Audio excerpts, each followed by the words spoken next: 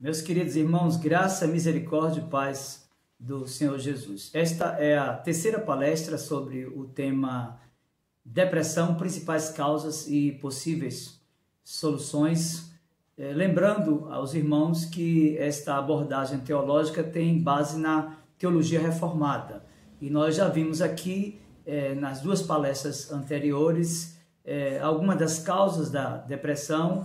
Apresentamos também algumas das possíveis soluções e eu quero lembrar para você aquilo que vimos na segunda palestra, quando tratamos dos tipos de depressão, vimos os efeitos dos chamados placebos, vimos uma associação da depressão do suicídio, vimos o conceito de suicídio com base na psicologia, também através de um conceito sociológico do suicídio à luz de Emily Durkheim.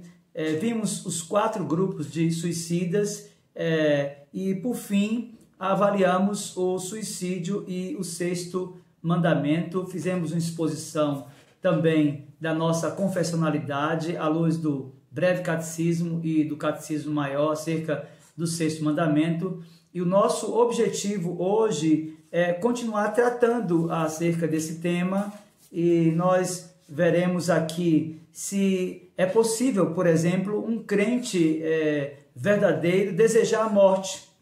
Veremos também algumas das experiências dos grandes personagens bíblicos, de forma especial no Antigo Testamento, acerca do desejo de morte. Vamos trabalhar algumas justificativas utilizadas por aqueles que desejam eventualmente morrer, e veremos e responderemos a uma pergunta muito comum: é possível uma pessoa cometer suicídio e ser verdadeiramente salva? Bem, nesta ótica nós vamos trabalhar a questão que envolve o suicídio e o 5º ponto do calvinismo, a perseverança dos santos, apresentando 3 modelos da Escritura, tanto no caso de Sansão, como no caso de Saul, bem como no caso neotestamentário de Judas. Para isso, eu quero convidá-lo mais uma vez a abrir a sua Bíblia aí na carta de Paulo aos Romanos, versos 38 e 39 do capítulo 8. Romanos, capítulo 8, versos 38 e 39. Veja comigo o que diz a palavra de Deus. Porque eu estou bem certo de que nem a morte, nem a vida, nem os anjos, nem os principados, nem as coisas do presente, nem do porvir, nem os poderes, nem a altura, nem a profundidade, nem qualquer outra criatura poderá separar-nos do amor de Deus que está em Cristo Jesus, nosso Senhor. Eu quero orar com você e por você mais uma vez. Você talvez que tenha interesse por esse tema depressão, suicídio, associando as questões que envolvem a fé cristã, e eu quero dizer para você que Deus é perito em operar nas impossibilidades humanas. Eu não vou cansar de falar isso para você, você que está passando pela depressão, ou você que tem alguém na família que está enfrentando esta patologia, quem sabe você que já bateu em muitas portas. Ora, Deus de fato, Ele é Senhor sobre tudo e todos. Deus de fato tem provisão e age com providência de forma ordinária e extraordinária, e não há nenhum problema, por maior que seja aos seus olhos, que Ele não possa solucionar. Então, eu quero convidar você mais uma vez a se curvar ante a grandeza e a majestade de Deus e a sua palavra revelada, a revelação especial de Deus, a sua palavra inerrante, inspirada, autoritativa e suficiente para nós, nossa única regra de fé e de prática. Feche seus olhos agora e vamos fazer uma oração. Meu Senhor, em nome de Jesus, teu bendito e amado Filho, nosso Redentor e Supremo Pastor, mais uma vez, meu Senhor, por Ele, por seu sacrifício único, perfeito, suficiente, por sua mediação, Ele que está à tua destra e intercede por nós. Ele que é o nosso Paráclitos, o nosso advogado, Ele que é o nosso sumo sacerdote no teu altar, e apresenta agora este sacrifício, esta oração que é lançada sobre o trono da tua graça. Nós queremos a tua bênção, Senhor, nesse tema tão complexo, tão delicado, e queremos te pedir que aclare os olhos dos nossos ouvintes, a fim de que eles possam enxergar as tuas maravilhas, meu Senhor. Que o Senhor haja com poder, com graça, com providência, dando a todas as pessoas que estão convivendo com a depressão ou que estão se relacionando com pessoas que fazem parte do seu ciclo de relacionamento sanguíneo ou afetivo, estão deprimidas. O Senhor tem soluções práticas para todas as coisas, meu Senhor. Por isso, nós que reconhecemos isso, apresentamos essa vida para que tu hajas com poder e graça, ministrando cura a este coração, a esta vida e a esta família. Que o Senhor faça isso para que Cristo, o nosso Redentor e Supremo Pastor, seja glorificado e exaltado. Em nome dele nós oramos. Amém. Meu querido, nós vamos iniciar a exposição dessa terceira e última palestra sobre o tema depressão, principais causas e possíveis soluções, com uma pergunta muito comum, que inclusive é feita por muitos cristãos autênticos, gente que tem um compromisso sério com Deus. Afinal, é possível um crente convicto desejar a morte? É possível que alguém que tem experimentado de Cristo, que foi santificado, justificado e que está nesse processo autêntico de santificação, que usa os meios de graça, que ocupa um cargo na igreja, que exerce liderança na sua igreja, que tem de fato um compromisso com o Senhor? Será que é possível uma pessoa assim, que a liderança, que tem convicções firmes da sua fé, será que é possível alguém assim desejar a morte? Meus queridos, às vezes o desânimo rejeita nossa percepção de ajuda de Deus. Existe no homem dores, razões concretas a se ter esperança, mas infelizmente quando se está em depressão profunda, a mente esquece de absolutamente tudo isso e consciente apenas de sua indescritível miséria. Às vezes, em nossa depressão, nós ou aqueles que amamos queremos de fato morrer. Nenhuma quantidade de promessas, orações, medicamentos ou banhos quentes pode fazer imune as pessoas a esse desejo de morte. Abrimos mão, muitas vezes, da própria esperança, ou escolhemos ter esperança na morte ou em Jesus para além do túmulo. Esta é de fato a verdade, não somente da Escritura, mas da própria condição de muitos crentes que enfrentam a depressão. E nós vamos olhar para a Bíblia e vamos perceber que há muitas referências de homens de Deus que, convivendo com um estado profundo de tristeza, desejaram morte. Se você abrir a sua Bíblia no livro de Números, capítulo 11, a partir do versículo 10 até o versículo 15, você vai perceber isso na leitura dessa narrativa. Veja Números, capítulo 11, a partir do 10 e até o 15, diz assim: Então Moisés ouviu chorar o povo por famílias, cada um à porta de sua tenda. E a ira do Senhor grandemente se acendeu. Disse Moisés ao Senhor: Por que fizeste mal a teu servo? E por que não achei favor aos teus olhos, visto que puseste sobre mim a carga de todo este povo? Concebi eu, porventura, todo este povo? Pergunta Moisés. Dei-o eu à luz para que me digas, leva-o ao teu colo, como a ama leva a criança que mama, a terra que sob juramento prometestes a seus pais? De onde teria eu carne para dar a todo este povo?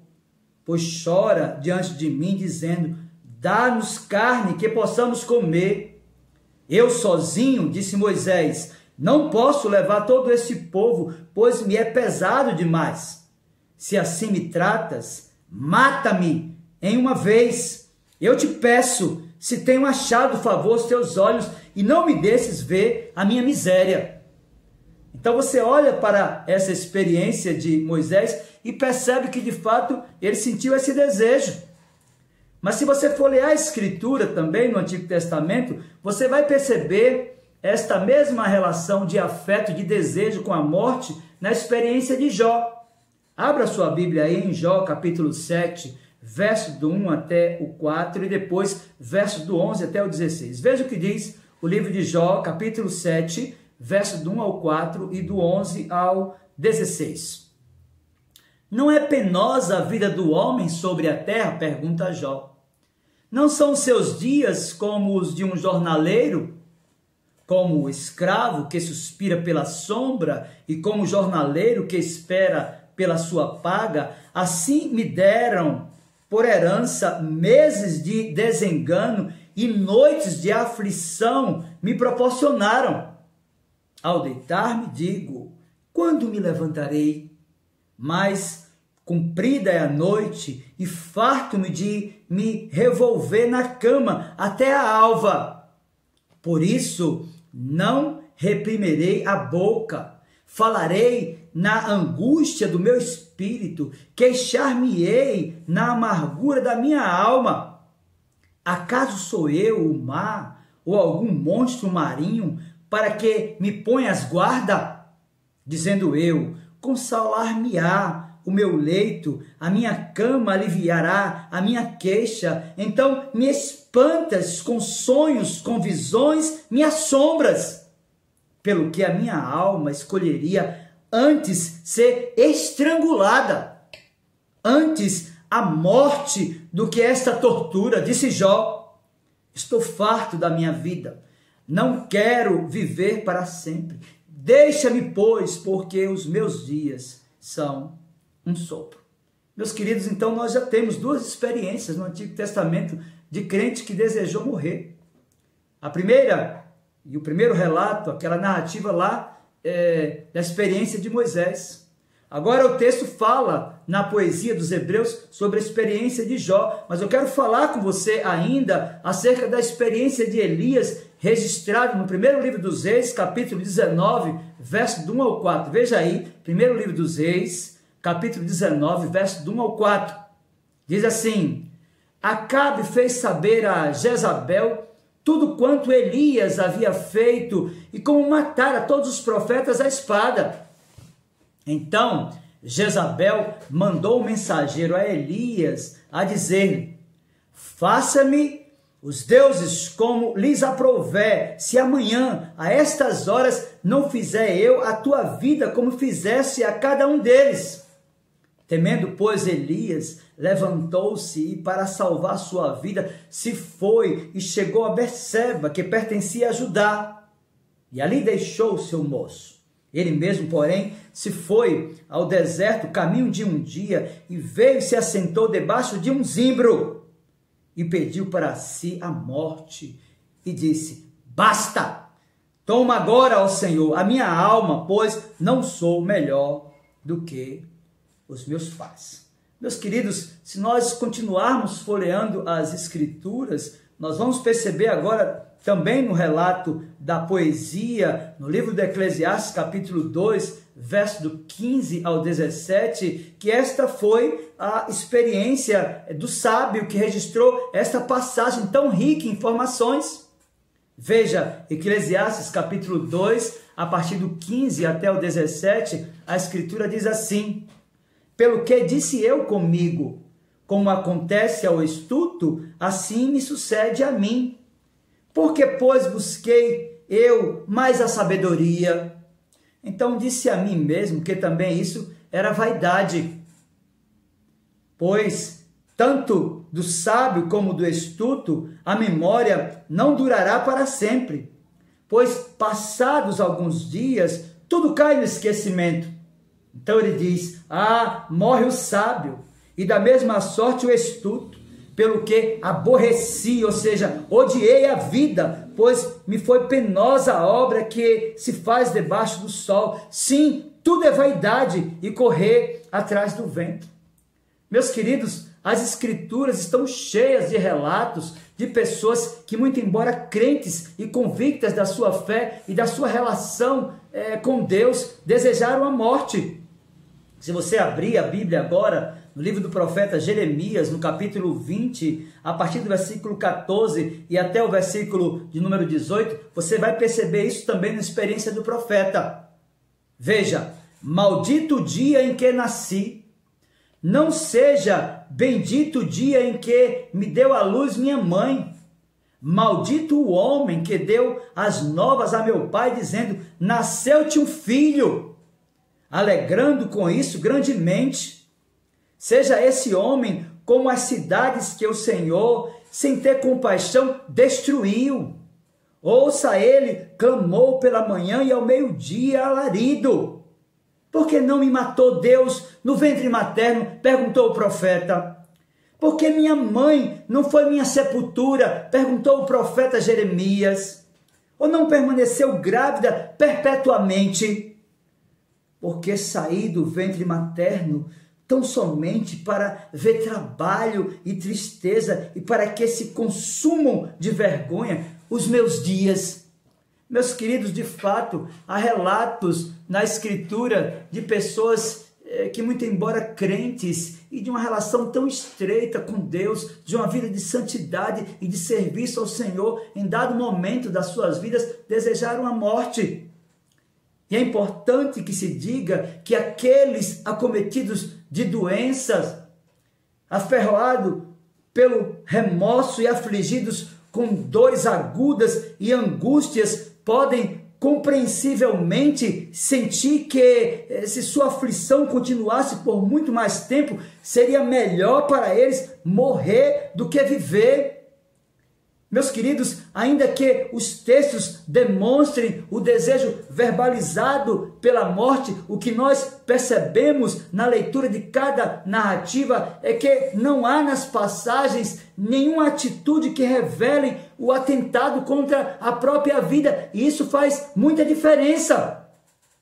Contudo, meu querido irmão, em todos os casos, o desejo verbalizado de suicídio se apresenta de forma consciente ou inconsciente, como um ato de descrença, como um ato de desesperança, como se todos os bens possíveis e futuros tivessem morrido literalmente.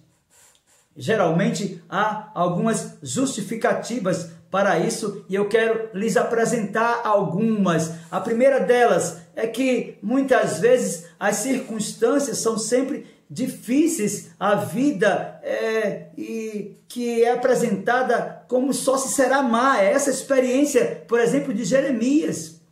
Segundo, as pessoas são terríveis e elas não mudarão e sempre farão o que é errado. A pessoa que tem o desejo de suicídio geralmente pensa assim. Terceiro, alguns dizem: estou envergonhado, não posso viver com outros zombando da minha vergonha. Quarto, outros chegam a dizer: estou desapontado, eu perdi sem ele, ela ou aquilo, ou eu não sou nada, eu não posso viver sem eles, ou aquilo, ou com esta falha que cometi. Depois, alguns chegam a dizer: fui maltratado e sempre serei, nunca serei o mesmo. Outros dizem: sou velho e não vou mais mudar.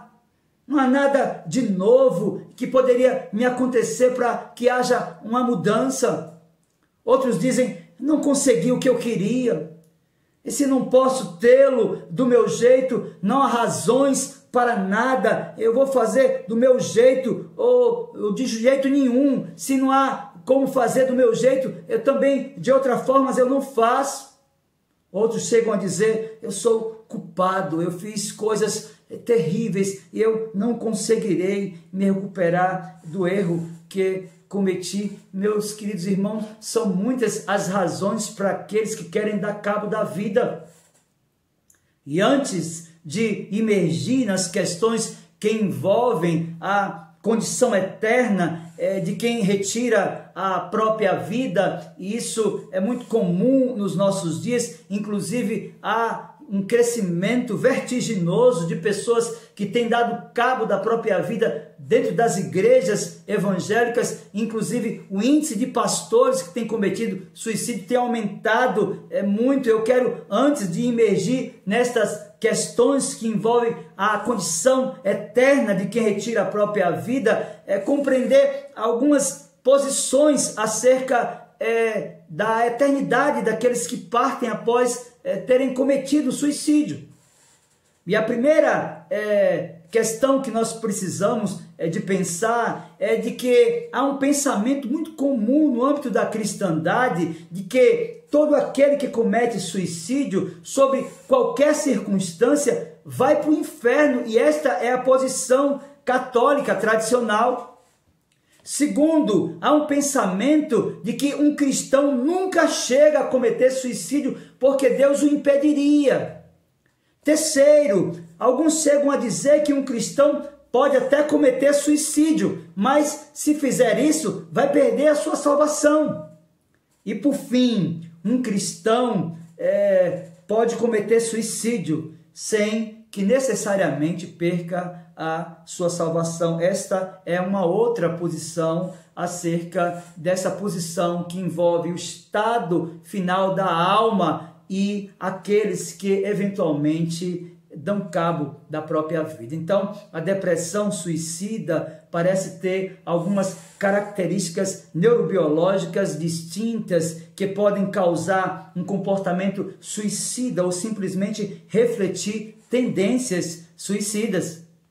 A tendência ao suicídio é determinada geralmente pela personalidade, pela genética, pela infância e até pela criação, bem como pelo alcoolismo ou uso de drogas, ou até mesmo uma doença crônica, ou quem sabe pelo próprio nível de colesterol no sangue.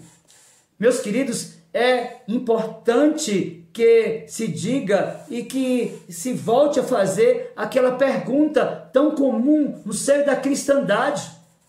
Afinal, é possível uma pessoa cometer suicídio e ser verdadeiramente salva? Meus irmãos, digamos que seria um fato raro uma pessoa crente, salva, regenerada, transformada pelo poder do Espírito, tirar a própria vida. Ela poderia estar tão confusa e desequilibrada pela tentação de Satanás, ou tão perturbada por um distúrbio mental ou emocional, que no momento de loucura chegasse até mesmo a se matar.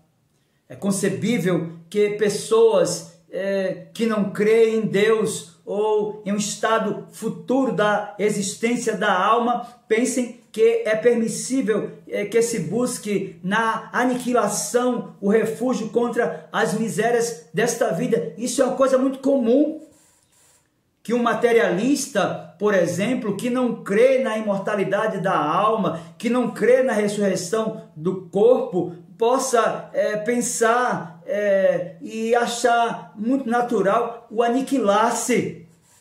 Contudo, meu querido irmão e amigo, é inexplicável, exceto sobre o pressuposto de insânia temporal ou permanente, que alguém se lance sem ser chamado às retribuições da eternidade. É importante que se diga que o suicídio não é um pecado imperdoável. O seguidor de Jesus Cristo não está perdido por causa desse ato hediondo. Assim como os outros pecados estão pagos por Cristo, esse, da mesma forma, também está.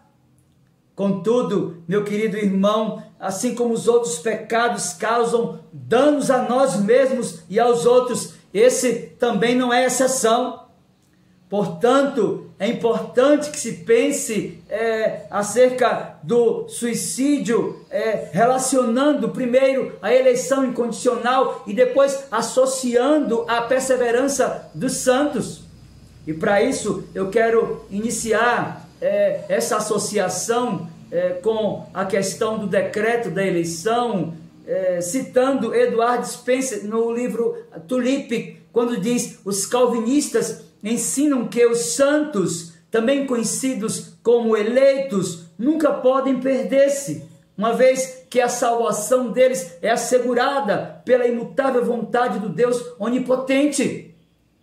Uma vez que nenhuma condição da parte do homem determina a sua escolha, visto que as Escrituras ensinam que a eleição é incondicional, não há razão para o homem salvo temer a perda da salvação.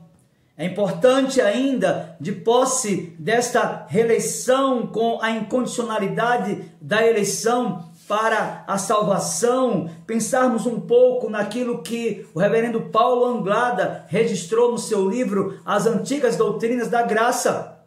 Ele disse: os calvinistas ensinam que a mesma graça de Deus que o salvou agirá eficazmente nas suas vidas, de modo que não poderão cair totalmente e finalmente da graça de Deus.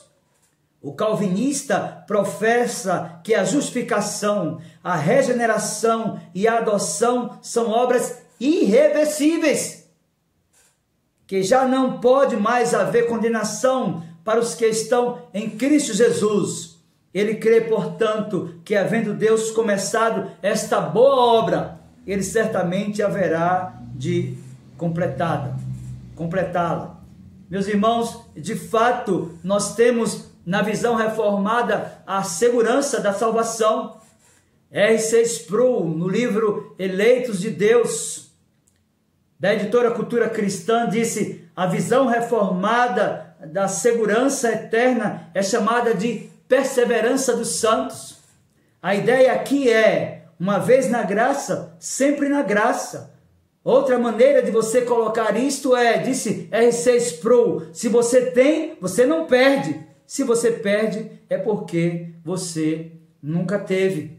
É importante, então, compreendermos, meus irmãos, que a nossa confiança na perseverança dos santos não está baseada em nossa confiança na capacidade dos santos neles próprios para perseverar. A razão pela qual verdadeiros cristãos não caem da graça é que Deus graciosamente não os deixa cair. A perseverança, meu querido irmão, é o que fazemos. A preservação é o que Deus faz. Nós perseveramos porque Deus está o tempo inteiro nos preservamos. Isso independe da forma de pecado que alguém possa cometer. É importante compreendermos isso também a partir da visão de Luiz Berkhoff em sua Teologia Sistemática, quando disse: a doutrina da perseverança dos santos tem o sentido de que aqueles que Deus regenerou e chamou eficazmente para o estado de graça não podem cair, nem total, nem definitivamente, mas certamente perseverarão nele até o fim e serão salvos para toda a eternidade. Meus queridos, esse é de fato o ensino que nos traz conforto, sobretudo para aqueles que já partiram à eternidade e que viveram para Cristo e para a sua própria glória. Charles Hodge, em sua Teologia Sistemática, disse: os homens não fazem santos a si mesmos. Sua santidade e seu crescimento na graça não se deve à sua própria fidelidade, nem à sua firmeza de propósito, nem à sua vigilância e diligência, embora tudo isso seja exigido, mas a influência divina pela qual eles se tornam assim fiéis, vigilantes e diligentes, e a qual produz neles os frutos da justiça. Então ele diz: a mão não depende menos da cabeça para manter sua vitalidade que o crente de Cristo para manter a vida espiritual na própria alma. Meus irmãos, de fato, a doutrina calvinista consiste em que Deus tem revelado o seu gracioso propósito de levar cada crente a perseverar em sua fé e obediência até a morte, que jamais lhe será permitido apostatar totalmente da graça e, portanto, jamais poderá apostatar finalmente, disse Alexander Archibald Rod. Se você apelar para a nossa confessionalidade, a confessionalidade presbiteriana, criando uma relação do suicídio com os ditames da eternidade da alma daqueles que partiram, você vai compreender, sobretudo no capítulo 17, na seção 1ª e na seção 2ª, que há esperança para o cristão. Veja, a Confissão de Fé de Westminster, capítulo 17, 1ª e 2ª seção. Os que Deus aceitou em seu bem-amado, os que Ele chamou eficazmente e santificou pelo seu Espírito, não podem decair do estado da graça, nem total, nem finalmente, mas com toda certeza hão de perseverar nesse estado até o fim e serão eternamente salvos. A 2ª seção do capítulo 17 da Confissão de Fé de Westminster diz: esta perseverança dos santos não depende do livre-arbítrio deles, mas da imutabilidade do decreto da eleição procedente do livre e imutável amor de Deus Pai, da eficácia do mérito e intercessão de Jesus Cristo, da permanência do Espírito e da semente de Deus neles e da natureza do pacto da graça. De todas estas coisas vem a sua certeza e infalibilidade. É importante, então, dentro daquilo que vimos na leitura da Confissão de Fé de Westminster, capítulo 17, seções 1ª e 2ª, percebermos de fato onde é que reside a segurança de todo cristão. E é importante compreender que essas duas seções ensinam, em primeiro lugar, que o verdadeiro crente, uma vez regenerado e justificado por Deus, não pode jamais, um dia, totalmente, nem finalmente apostatar da graça, mas infalivelmente perseverará nela até o fim. Meus queridos, foi isso que o apóstolo Paulo ensinou quando escreveu aos Filipenses capítulo 1, versos 6 e 7. Abra sua Bíblia comigo aí e veja. O apóstolo disse: estou plenamente certo de que aquele que começou boa obra em vós há de completá-la até o dia de Cristo Jesus. Aliás, é justo que eu assim pense de todos vós, porque vos trago no coração, seja nas minhas algemas, seja na defesa e confirmação do Evangelho, pois todos sois participantes da graça comigo. Perceba então que há segurança para o cristão.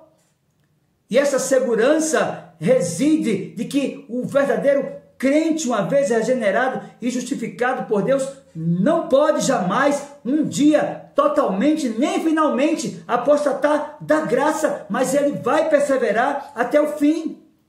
Mas em segundo lugar, nós precisamos de compreender que há segurança, já que o princípio dessa infalível perseverança não está em qualquer grau no livre-arbítrio dos santos, mas totalmente na imutabilidade inerente do decreto eterno da eleição. E foi isso que Jeremias ensinou aos seus contemporâneos, está registrado no capítulo 31 do seu livro, versos 2 e 3. Veja comigo aí, Jeremias capítulo 31, versos 2 e 3, a Escritura diz assim: assim diz o Senhor, o povo que se livrou da espada logrou graça no deserto. Eu irei e darei descanso a Israel.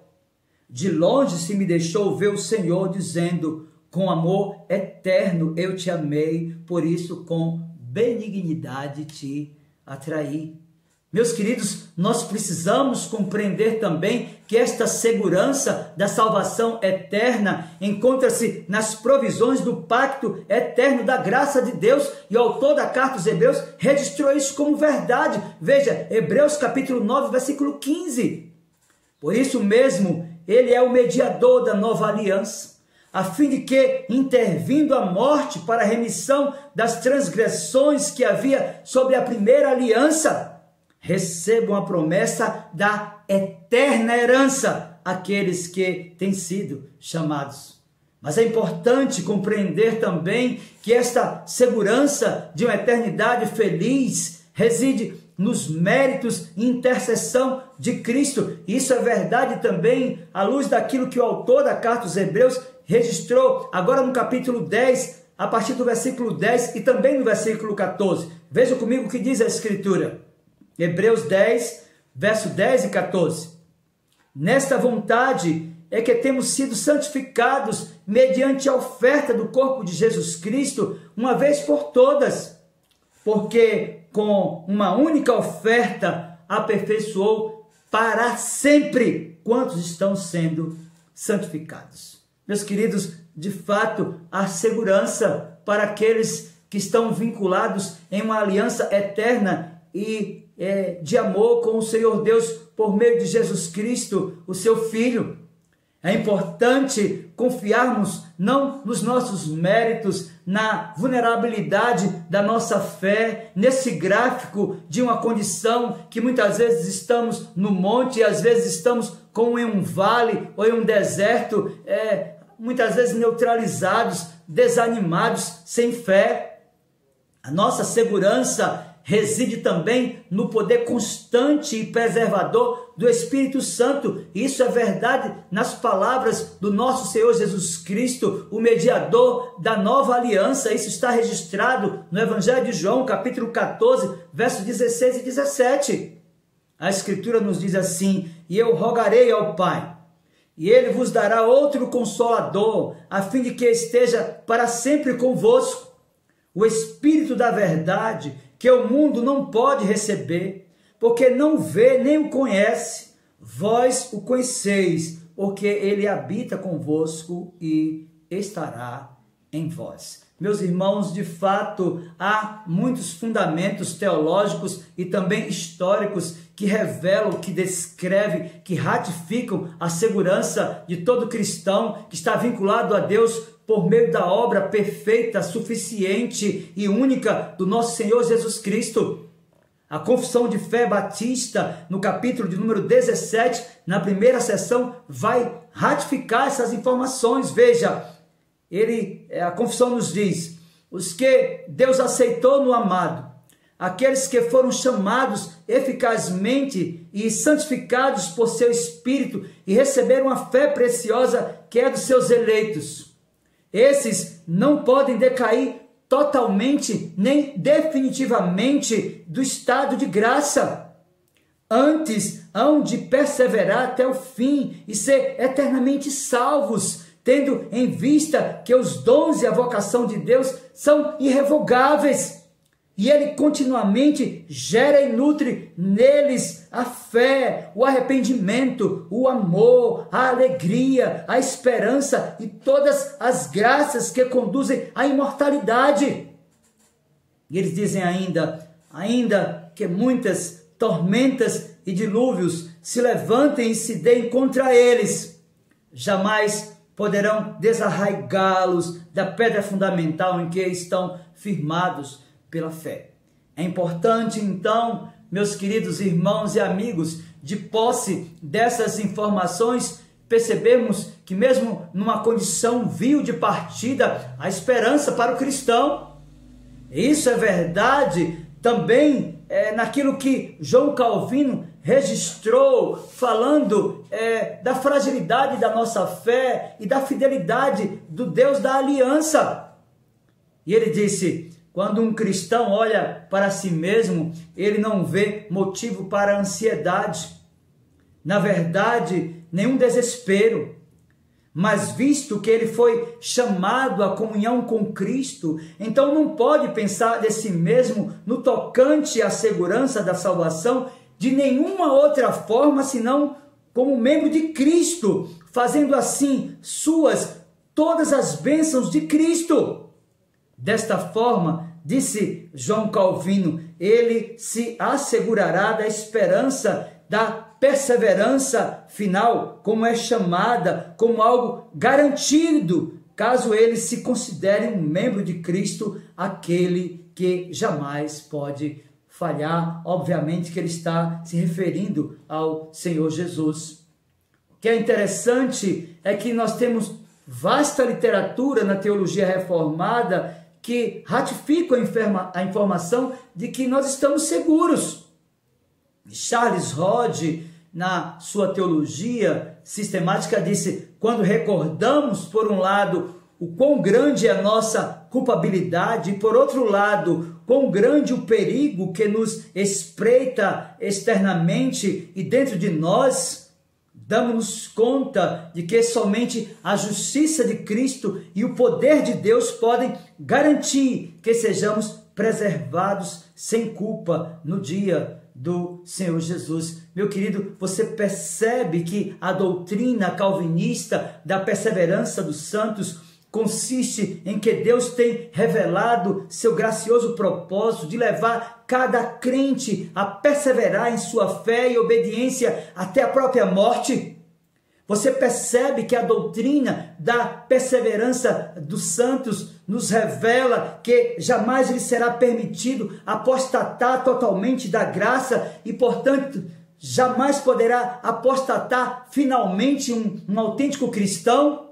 De fato, Jesus prometeu que o Espírito Santo permaneceria para sempre na igreja, e é exatamente por isso que o Espírito não pode sair do coração de um crente, e portanto um crente verdadeiro não pode perder a sua salvação e voltar a ser um perdido. Meus queridos, é isso que a Escritura ensina. Se você abrir a sua Bíblia, lá no livro do profeta Jeremias, capítulo 32, a partir do 38 e até o 40, você vai perceber o quanto isso é verdadeiro. Veja comigo, Jeremias 32, verso do 38 ao 40. Eles serão o meu povo, e eu serei o seu Deus.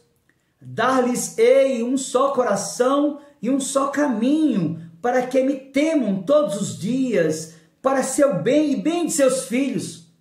Disse o Senhor: farei com eles aliança eterna, segundo a qual não deixarei de lhes fazer o bem, e porei o meu temor no seu coração, para que nunca, jamais se apartem de mim.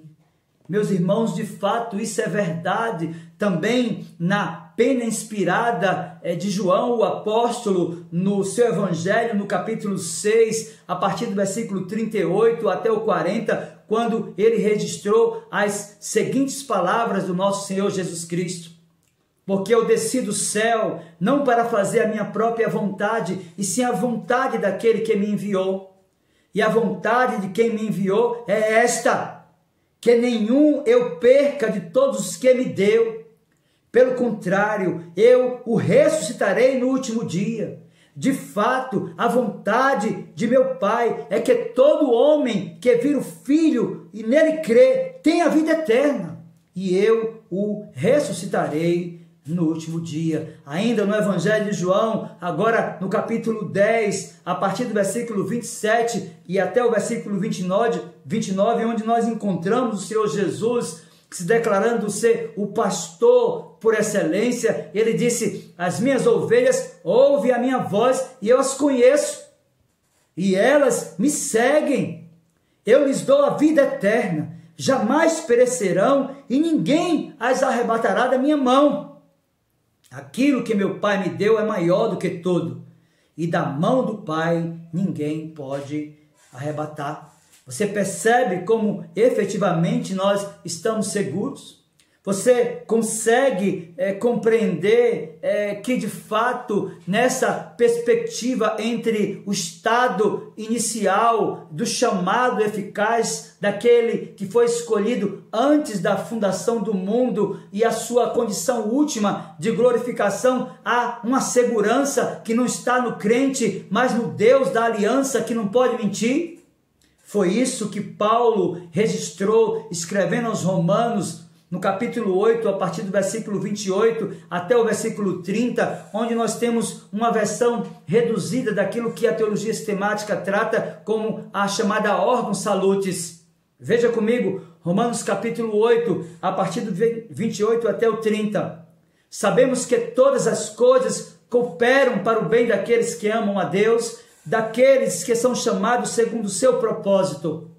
Porquanto aos que de antemão conheceu, também os predestinou para serem conformes à imagem de seu Filho, a fim de que ele seja o primogênito entre muitos irmãos.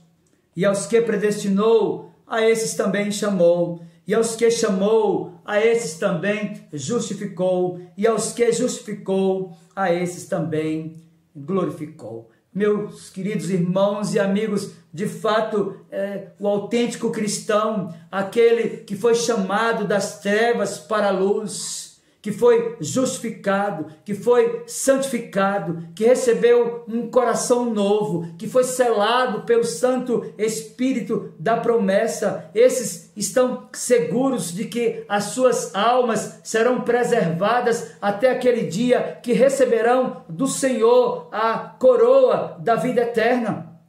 É importante percebermos que isso não é o produto final do esforço humano, mas da graça de Deus revelada no sacrifício perfeito, suficiente e substitutivo do Senhor Jesus Cristo. Foi isso que nos ensinou o autor da carta aos Hebreus, no capítulo 10, a partir do versículo 14 e até o verso 17. Veja comigo, Hebreus 10, do 14 ao 17. Porque com uma única oferta aperfeiçoou para sempre quantos estão sendo santificados. E disto nos dá testemunho também o Espírito Santo, porquanto após ter dito, esta é a aliança que farei com eles, depois daqueles dias, diz o Senhor, porei no seu coração as minhas leis, e sobre a sua mente as escreverei. E acrescenta, também de nenhum modo me lembrarei dos seus pecados e das suas iniquidades para sempre.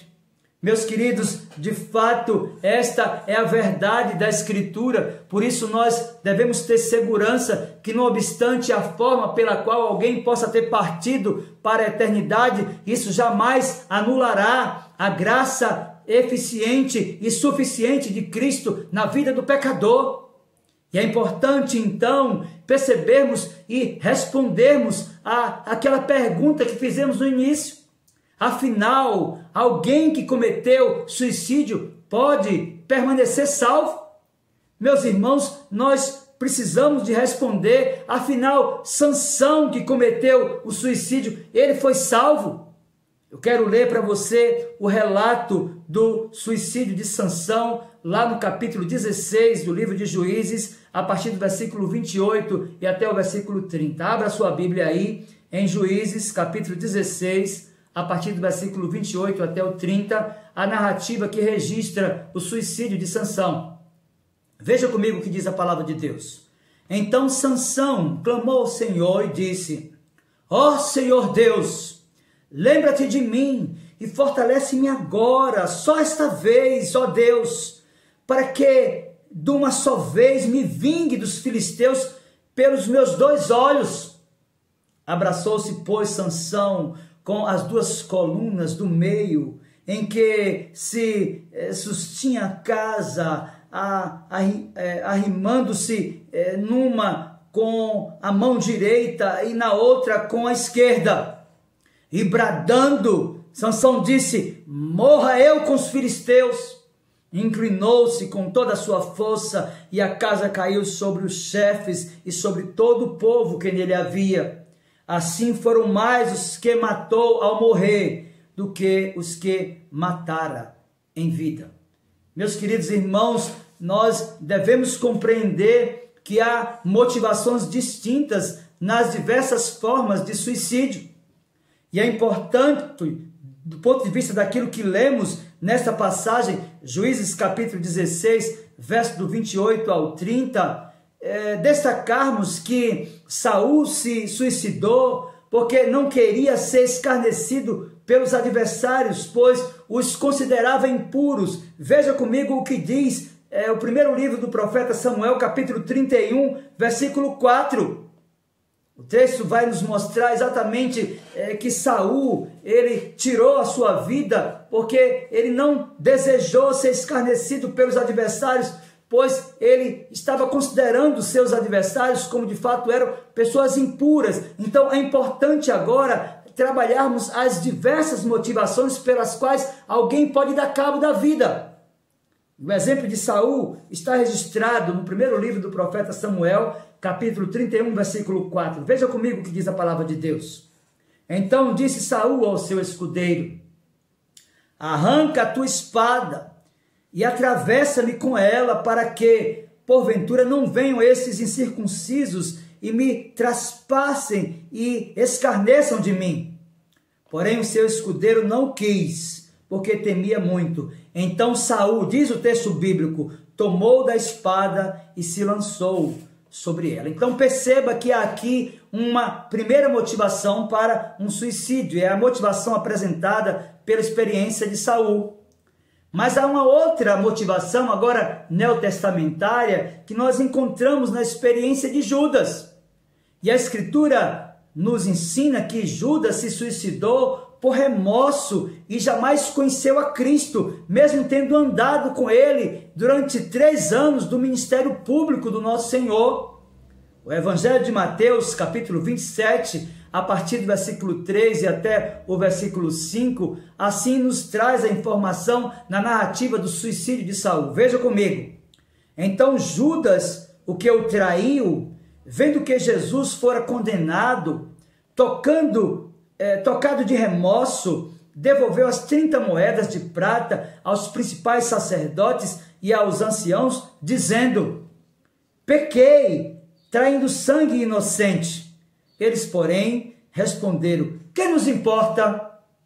Isso é contigo.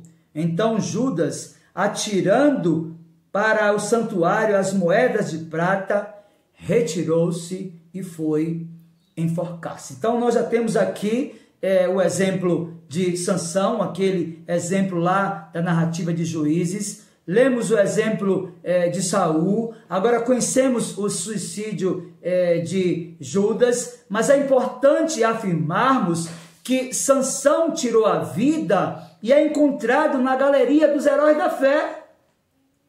E é importante nós, de posse dessa informação, associarmos a vida de Sansão a uma vida de um homem que foi eleito antes da fundação do mundo, que foi chamado eficazmente das trevas para a luz, que teve a obra meritória de Cristo aplicada à vida dele e perseverou até o fim. E esta é objetivamente a razão pela qual nós encontramos o nome de Sansão na carta aos Hebreus, no capítulo 11, versos 32 e 33. Veja comigo agora o que diz Hebreus, capítulo 11, versos 32 e 33, acerca da vida de Sansão. O autor da carta pergunta: e que mais direi? Certamente me faltará o tempo necessário para referir o que há a respeito de Gideão, de Baraque, de Sansão, de Jefté, de Davi, de Samuel e dos profetas, aos quais, por meio da fé, subjugaram reinos, praticaram a justiça, obtiveram promessas, fecharam a boca de leões. Meu querido, perceba comigo aqui que todas essas qualidades que estão relacionadas aos profetas, que por meio da fé subjugaram reinos, praticaram a justiça, obtiveram promessas e fecharam a boca de leões, são atribuídas àquele que cometeu suicídio no passado. Então, como é que nós podemos justificar este ato de Sansão e caminharmos para compreender que a sua alma foi conservada e que ele agora tem a sua alma redimida e aguarda a parousia, a segunda vinda de Cristo, para que o seu corpo seja ressuscitado? Ora, a morte de Sansão não revela, meu querido irmão, motivação egoísta no seu pedido a Deus. É importante afirmar que Sansão morreu pela causa de seu povo contra um terrível inimigo. A ação de Sansão revela um sacrifício ou um suicídio sacrificial. Isso não quer dizer que Deus aprova o suicídio em todas as suas formas. Isso é verdade.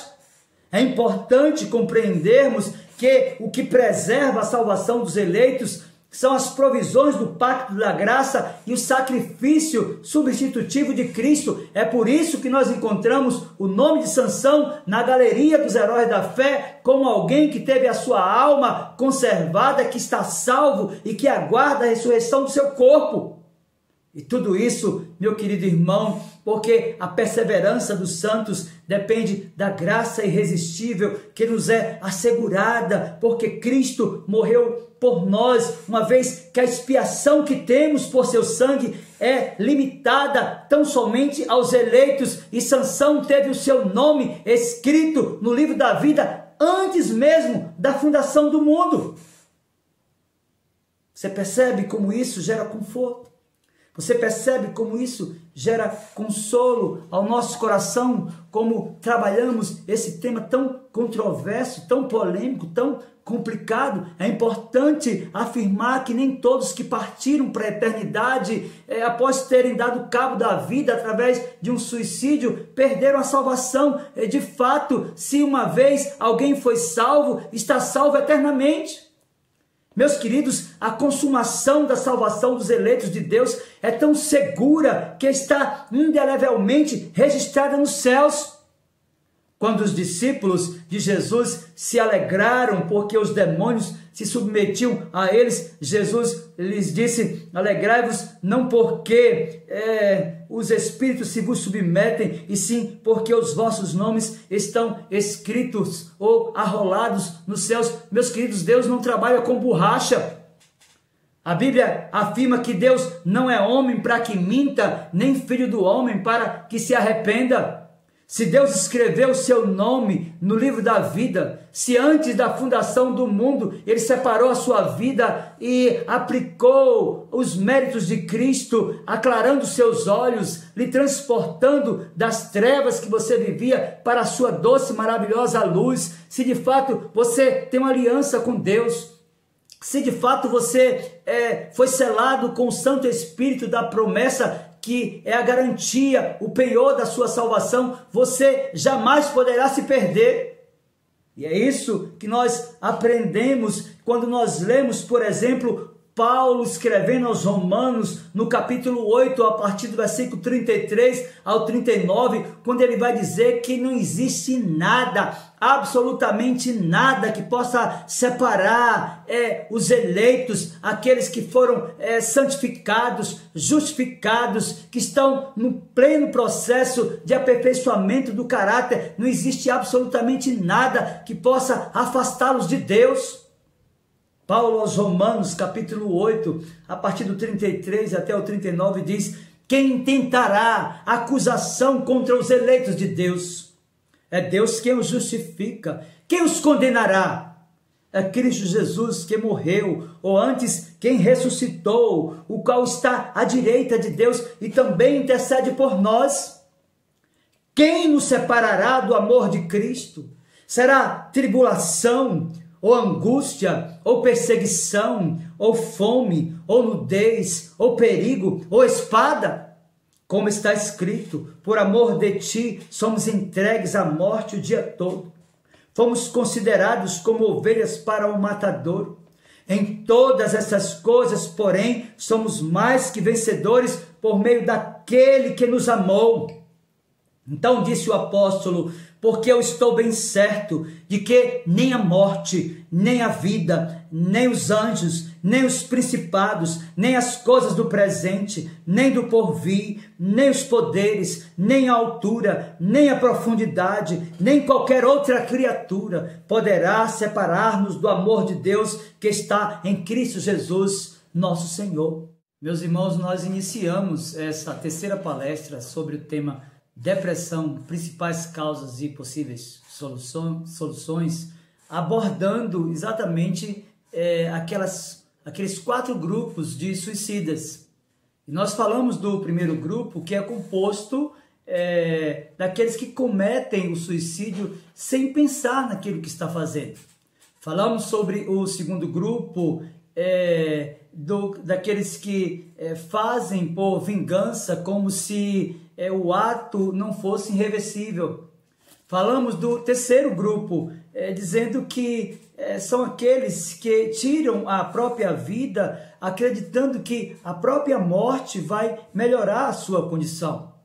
Por fim, há aqueles que cometem o suicídio de forma lógica e racional em decorrência das circunstâncias adversas da vida. Ora, eu quero concluir a mensagem desta terceira palestra sobre o nosso tema, afirmando para você que talvez esteja enfrentando a depressão, que há duas modalidades principais de tratamento para a depressão. Há as psicoterapias que lidam com palavras e terapias de intervenção física que incluem os cuidados farmacológicos. É importante que se diga, dentro dessa descrença no mundo religioso, que a medicação e a terapia são instrumentos que devem ser usados quando necessários e receitados pelos profissionais da área. Você precisa de um acompanhamento psicológico, você precisa de um acompanhamento de um médico psiquiatra que vai ajudar a recompor as suas emoções. Então pare de negar que a patologia não existe, porque ela está aí afetando muitas vidas, inclusive tirando a felicidade e a esperança de muitas pessoas. Meus queridos, para a depressão leve, a moderada, existem as formas de psicoterapia de eficácia equivalente ao tratamento medicamentoso, como, por exemplo, a terapia cognitiva comportamental. Nós precisamos, de fato, utilizar desses expedientes, considerando a importância de que os profissionais tenham competências e, do ponto de vista cristão, buscando aqueles cujas raízes do cristianismo estão amparadas pelos princípios da reforma religiosa do século XVI. Há muitos profissionais vinculados à igreja, inclusive de boa formação, inclusive pastores que também são psicólogos.